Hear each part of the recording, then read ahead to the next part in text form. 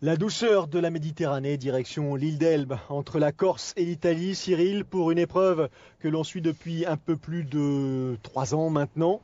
C'était cette année la 8e édition du fameux Elbaman. Ouais, L'Elbaman, bien calé dans le calendrier au mois de septembre. Une destination assez sympathique, toujours intéressant d'aller là-bas en fin de saison. On avait déjà vu les victoires françaises à l'Elbaman. Victoire française, oui, sur le half distance, pas sur l'Elbaman full distance. Les Français qui viennent y courir, effectivement, principalement des compétiteurs d'origine italienne, et vous ne serez pas surpris. Et puis des compétiteurs qui viennent aussi profiter de ces épreuves de fin de saison pour essayer de tirer leur épingle du jeu. On va avoir droit ici à plusieurs départs. Le premier départ, celui en l'occurrence à 7h du matin, de ceux qui vont se frotter à l'Elbaman.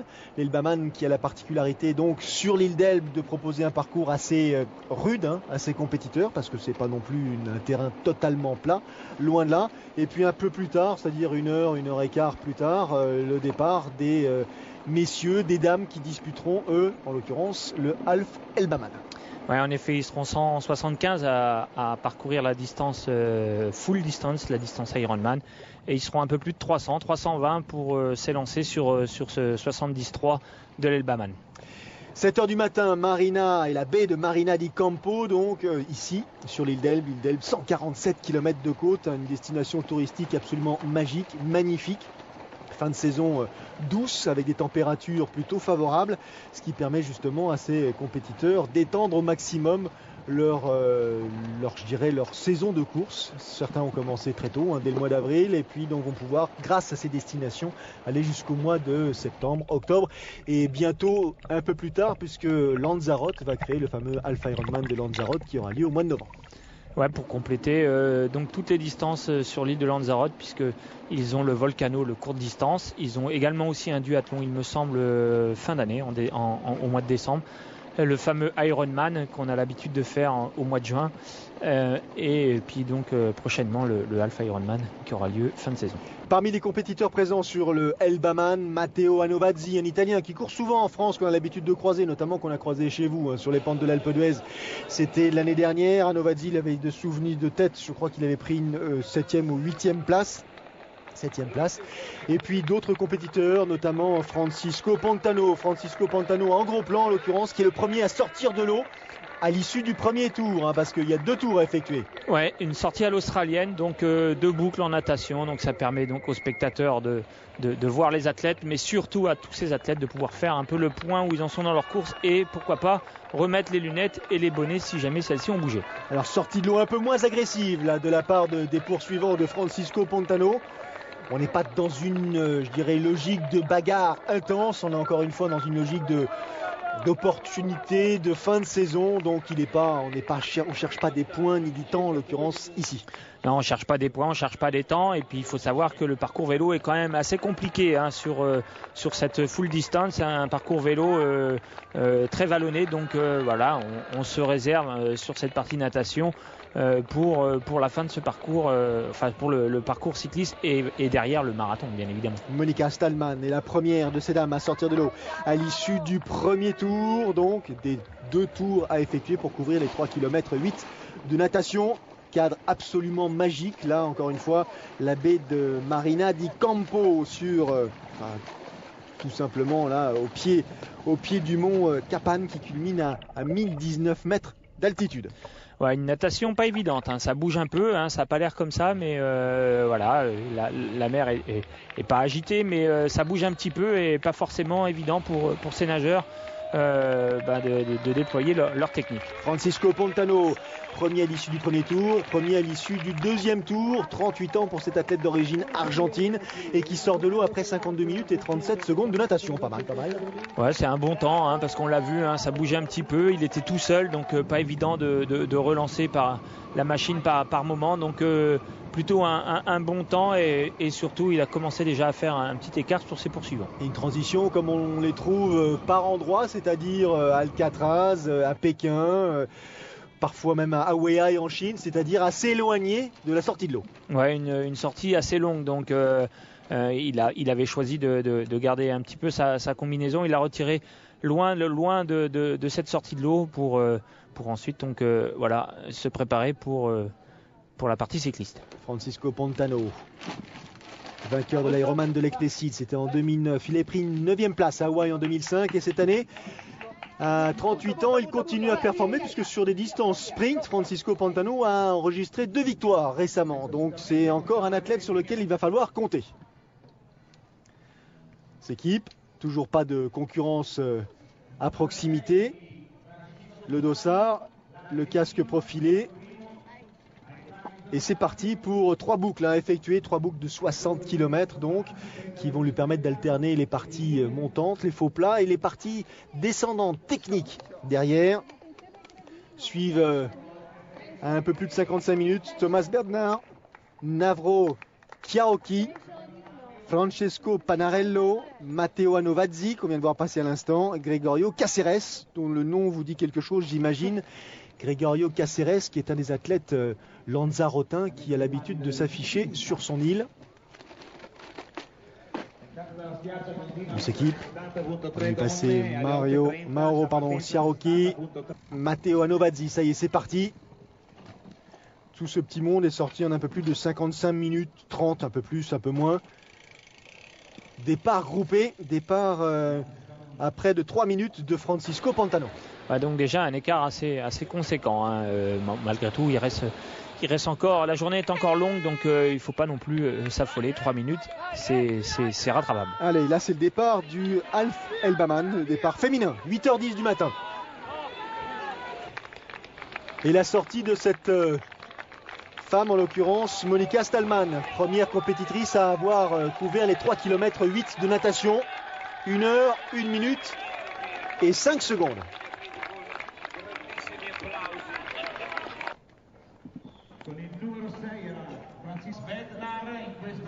Transition, on suit la préparation des concurrents.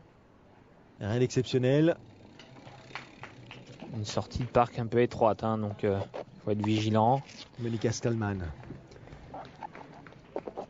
connue pour être assez efficace en course à pied. Un top 5 sur distance Ironman à son actif, c'était lors de l'Ironman de Grande-Bretagne en 2008. Elle a pris cette année la 3e place d'un des Tristar organisés.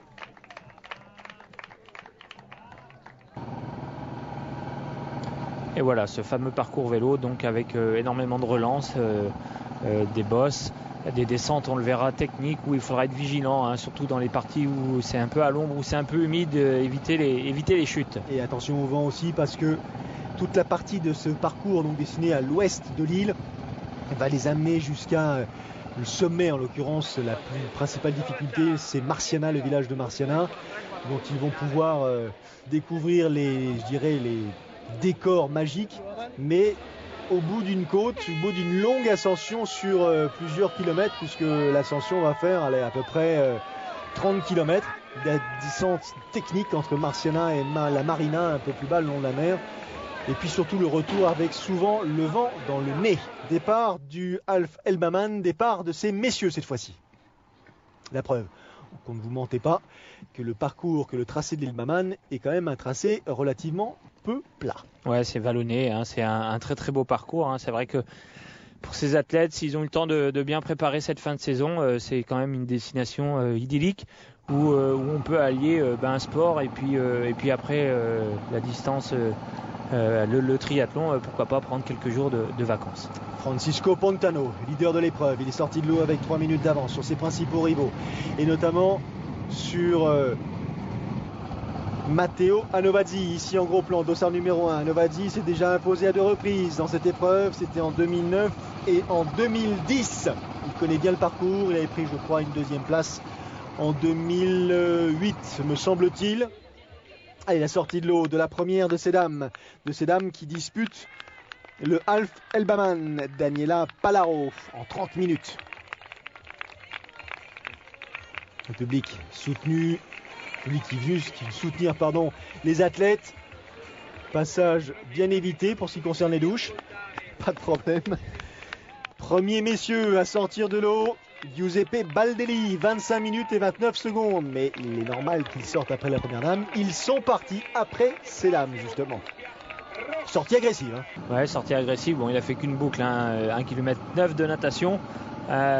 forcément ceux qui vont faire la half distance, le 70-3, seront beaucoup plus agressifs que les athlètes qui vont parcourir le longue distance. Regardez ce parcours vélo, magnifique, mais aussi très vallonné, donc forcément il va falloir être vigilant. La traversée du village de Marciana, situé à 400 mètres d'altitude. Une fois les rues du village empruntées, la descente qui vous amène sur la marina un tout petit peu plus bas, une descente technique réputée pour sa dangerosité. Attention, les compétiteurs doivent rester très très concentrés. Voici justement la marina de Marciana en contrebas.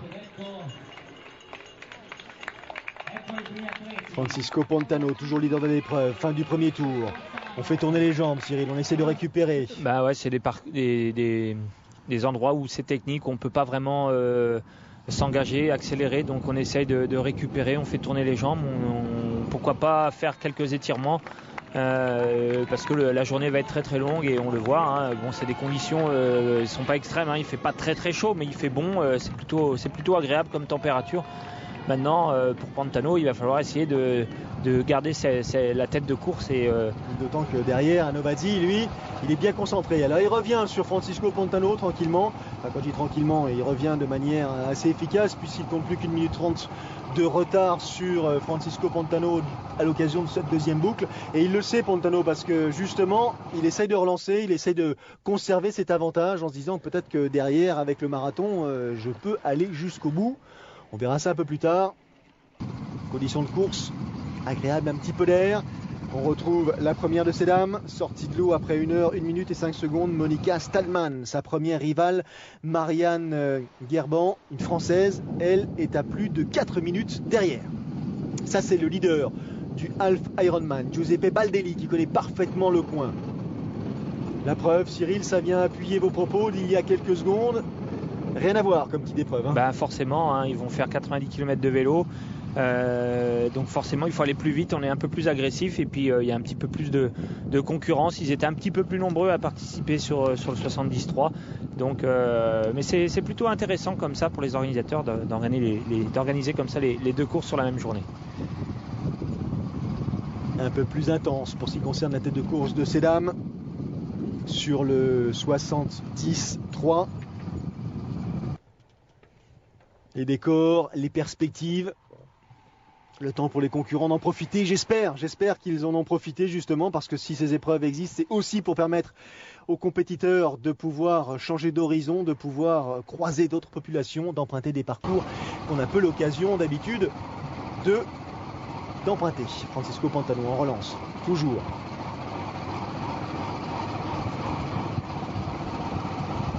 Trois boucles de 60 km à effectuer.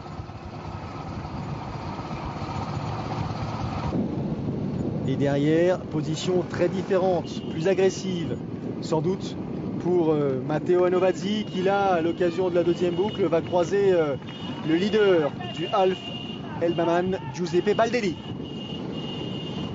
On passe dans le village de Marina di Campo. Ouais, il faut être vigilant là, c'est assez étroit. Anovazzi prend quand même quelques risques.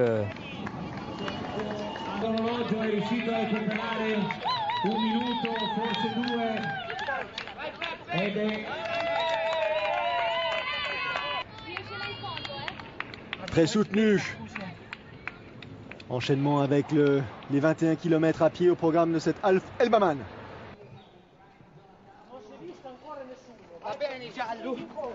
Il connaît tout le monde ici. Il est chez lui, il court à domicile. Il fait son petit tour d'honneur. Alors là, je vous ai présenté, donc c'était mon frère, il y a mon oncle, il y a mon cousin. En tout cas, il pratique la course à pied avec aisance. Les poursuivants derrière, deuxième position. Reto Baumgartner, Matteo Perlini.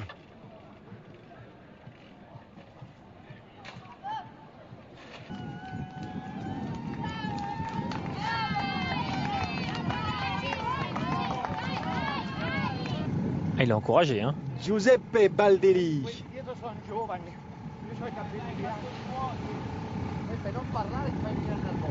C'est la preuve qu'il va bien, c'est la preuve qu'il maîtrise son rythme.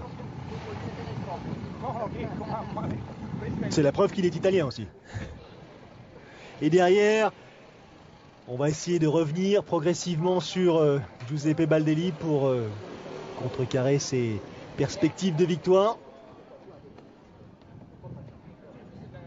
Pas tout à fait la même foulée. Cependant, première de ces dames, Daniela Palaro, qui elle aussi attaque le semi-marathon en tête de la compétition.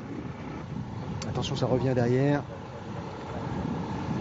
En la personne de Laura Pederzoli et de Sara Dossena. Ouais, pensez à bien s'hydrater, bien se rafraîchir. Hein. Les conditions ne sont pas extrêmes, mais on a vite fait d'avoir un petit coup de chaud sur ce genre de parcours. Hein. C'est des parcours vallonnés, on l'a dit, hein, donc c'est pas forcément évident. Donc les athlètes qui prennent le temps de s'asperger. Et oui, Laura Pederzoli est passée devant Daniela Palaro, qui a quelques difficultés là. Je ne sais pas si vous avez remarqué, la crampe, elle est sonore et du coup elle n'est plus deuxième, elle est désormais troisième, puisque entre-temps Sara Dossena, que l'on suit, est désormais en deuxième position. Ouais, et puis au moment où elle a doublé son adversaire, hein, elle rajoute une petite couche, elle accélère pour justement s'éloigner et se confondre avec ses autres concurrents, de façon à ce qu'elle ait plus de points de mire. Sara Dossena qui a pris le meilleur sur Laura Pederzoli à quelques hectomètres de la ligne d'arrivée. Allure très différente. Pederzoli qui avait réalisé un très bon vélo, hein, qui avait pris presque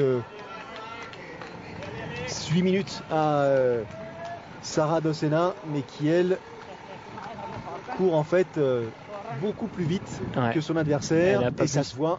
Elle va plus s'accrocher. Hein. Direction la ligne d'arrivée, la victoire pour Sara Dossena. Le temps qu'elle réalisera, 5h25 minutes. Fin de parcours pour le héros de cette Half Elbaman, Giuseppe Baldelli, en tête depuis la sortie de l'eau. Personne n'est venu embêter Giuseppe. Voilà, ils s'embrassent. Parfait, il a même le temps de profiter, mais grandement, de ce franchissement. Ah, il y a toute la famille, c'est fabuleux. Fabuleux. Il court à domicile. Toute la famille est venue saluer la performance de Giuseppe Baldelli. 4h52 minutes et 18 secondes.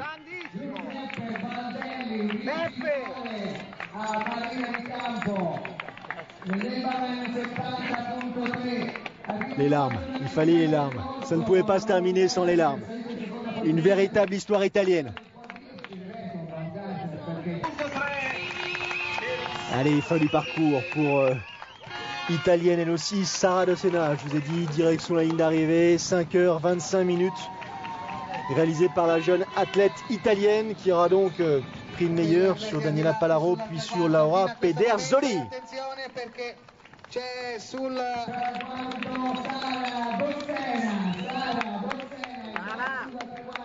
Elle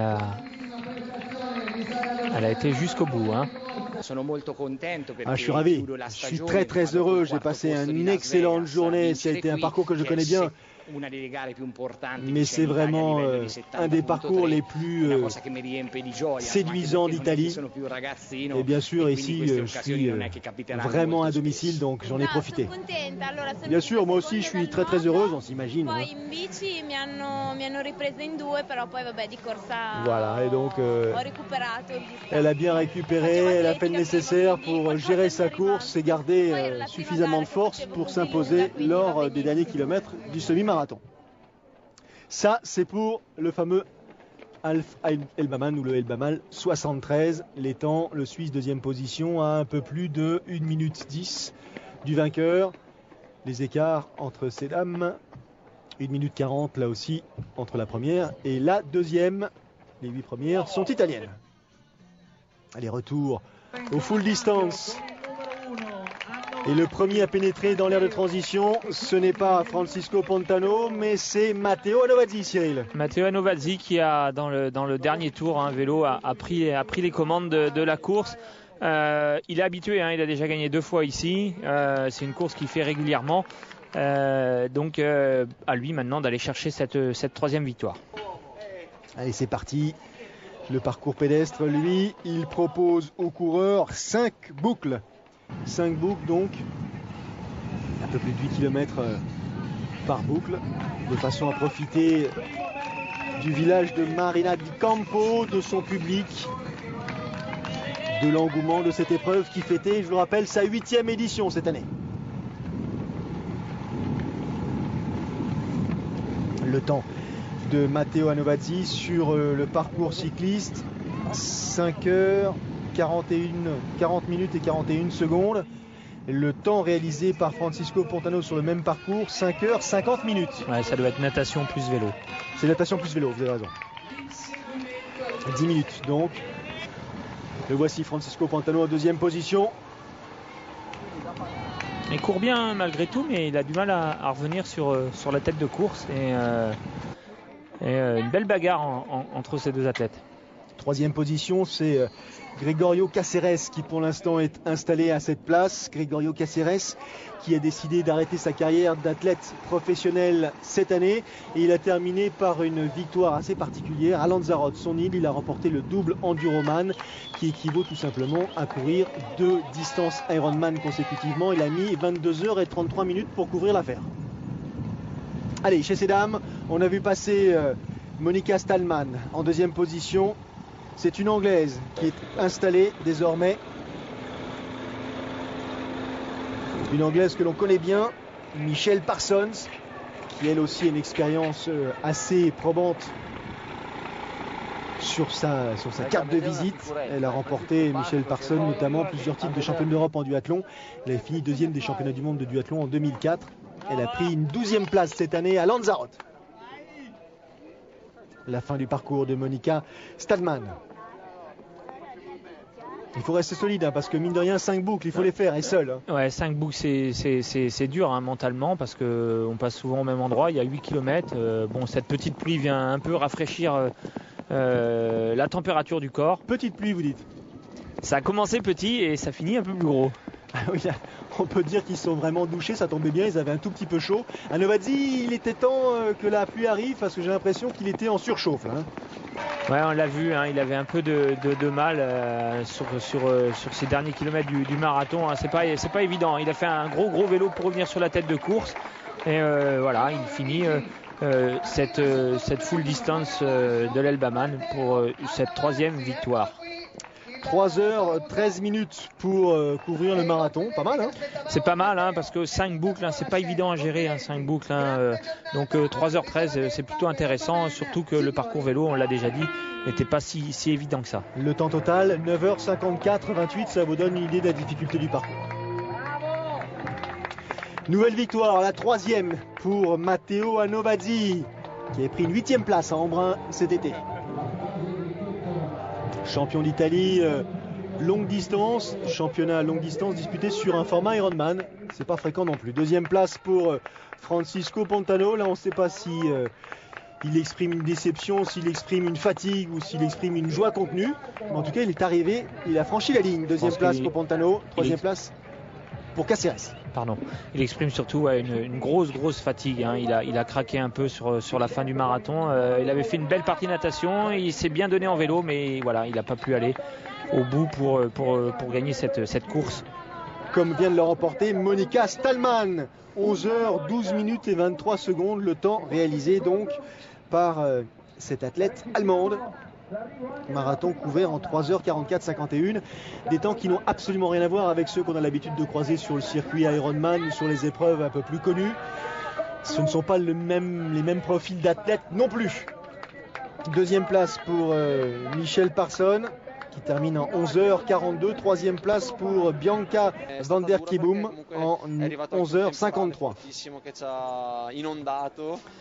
Il nous parle de la fin de la course, effectivement, Matteo Anovazzi, les difficultés de courir dans cette eau qui s'est abattue subitement sur la course. Mais il s'est bien senti pendant le parcours cycliste, d'ailleurs ça s'est vu, ça se voyait, il gérait bien son épreuve. Peut-être un petit coup de chaud sur le parcours pédestre, mais il a dû lutter et c'est aussi au prix de cette lutte qu'il a enregistré cette 3e victoire ici sur ce fameux Elbaman. Think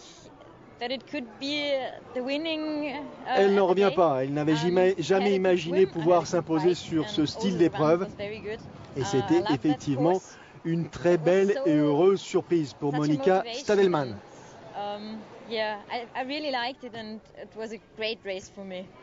On peut le dire comme ça, effectivement. Les temps, à Novadi 9h54, regardez, un Pantano, 10h13, déjà un gros écart. Troisième place pour Caceres, 10h21 secondes. Les dames, 11h12 pour Stadelmann, 11h42 pour Michel Parson, 11h53 pour Van der Kieboom. Prochain rendez-vous sur l'antenne de Sport Plus. Ce sera la semaine prochaine et nous partirons direction le Verdon pour le Naturman, Cyril. Très belle épreuve, première édition aussi. Ouais, très belle épreuve, première édition avec un gros succès et une très belle course sur ce Naturman. Une épreuve bien dessinée, bien organisée. Alors rendez-vous la semaine prochaine pour le Naturman du Verdon sur Sport Plus. Salut à tous. Salut.